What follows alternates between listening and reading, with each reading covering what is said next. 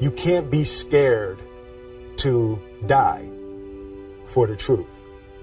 The truth is the only thing that's ever going to be constant. And you can't fear what might happen to you if you were to tell the truth. Because what happens to you if you don't tell the truth is worse than telling the truth will ever be. The first step before anybody else in the world believes it is you have to believe it. There's no reason to have a plan B because it distracts from plan A. And I think psychologically, the advantage that gives me over a lot of people that I have been in competition with in different situations is it's difficult to take the first step when you look how big the task is. The task is never huge to me. It's always one brick. I believe, and I learned very young, that you don't try to build a wall. You don't set out to build a wall. You don't say, I'm going to build the biggest, baddest, greatest wall that's ever been built. You don't start there. You say, I'm going to lay this brick as perfectly as a brick can be laid. There will not be one brick on the face of the earth that's going to be laid better than this brick that I'm going to lay in this next 10 minutes. And you do that every single day. And soon you have a wall. And soon you have a wall.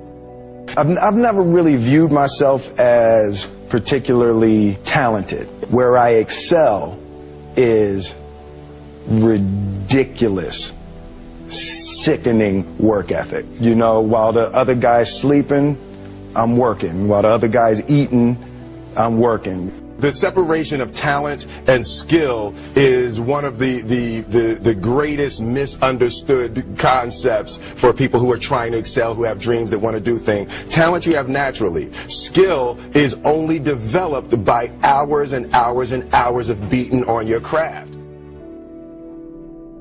I always knew that I could work hard enough. There wasn't an issue with discipline, or there wasn't an issue with the ability to sacrifice or the willingness to sacrifice. There's no easy way around it. No matter how talented you are, your talent is going to fail you if you're not skilled. You know, if you don't study, if you don't work really hard and dedicate yourself to being better every single day.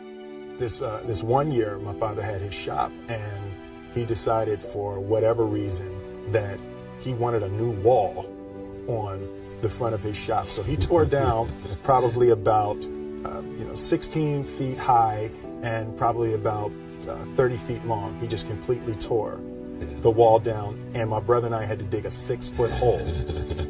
We for were the mixing foundation. for the foundation. Right. We would mix in the concrete by hand. A year and a half. We were building this wall for a year and a half. Every day after school, we would come and mixing concrete, putting it in the hole, doing it. And it was just myself and my little brother. And I remember standing back, looking at that wall, saying, there's going to be a hole here forever. A year and a half later, we laid the final brick. And my father stood back with my brother and I know he planned this. He says he didn't, but I know he had been planning this and writing this for his for the past 2 years. But we stood back, we looked at the wall, and he looked at me and my brother and said, "Don't y'all never tell me that you can't do something," and walked into the shop. As a child, my parents always told me you could be whatever you want to be. You could do whatever you want to do. And you know, that office, that position, the highest office on the face of the earth, it was something I heard my parents saying it, but I didn't totally believe it. Yet I went out in the world and I carried myself and I held my head high and I stood there and I looked people in their eyes and I talked to people as if I was deserving of everything that this planet has to offer. I really want to say to children out there and to people who are watching, Confucius said one time, he who says he can and he who says he can't are both usually right.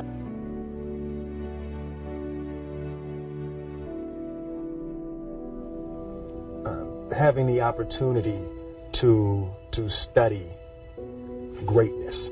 Anytime you have that opportunity, there are certain intricacies that will make clear who you are. It becomes that much more clear who you are. The definition of who I am is very clear to me, and it also redefines who I want to be, in that I know for a fact that I'm stronger than I thought I was. You know, you can't help but ask yourself the question, what would I do if I was in Muhammad Ali's shoes? I'm not the best at anything. You know what I mean? Eddie Murphy is funnier than I'll ever be. Denzel is more powerful than I'll ever be. I think that my strength is I can do everything well. You know, I can do a little bit of everything, and that's what I concentrate on to be my strength. I'll never be able to compete with Denzel. I enjoy connecting with people and ideas, and you know, I have a mission statement. So every year for probably the past 10 years, I've worked out a mission statement for myself. And for the last few years, the mission statement has stayed the same, and it's been improve lives, right? So when I go into something, I'm looking for how the quality of this piece could potentially improve lives. But it's all along the way. It's when you make the movie and how you're interacting with people in the process. And, you know, the concept of improving lives runs through the center of everything I do. And then I realized that the way to improve lives is to continually improve yourself, right? So with that, every morning when I get out of the bed, you know, I haven't fixed everything in the world yet, so there's always something to do. I want my life, I want my work, my family, I want it to mean something. If you are not making someone else's life better, then you're wasting your time. You know, like your life will become better by making other lives better. A few months ago, I said that I believe that if I chose to, I could be the president of the United States. And I think as I've had a chance to intellectualize why I said that. Yeah. And I think that there's a certain delusional quality that all successful people have to have. You have to believe that something different than what has happened for the last 50 million years of history. You have to believe that something different can happen. The one thing that I truly tried to communicate in the interpretation of Ali is the complex simplicity of greatness. And how greatness is not this wonderful, esoteric, elusive, God-like feature that only the special among us will ever taste. You know, it's something that truly exists in all of us. Loss is bound to joy. Like pain and suffering are bound to joy. The being able to survive something is actually a big part of being able to find that next wave of joy. You appreciate smaller things.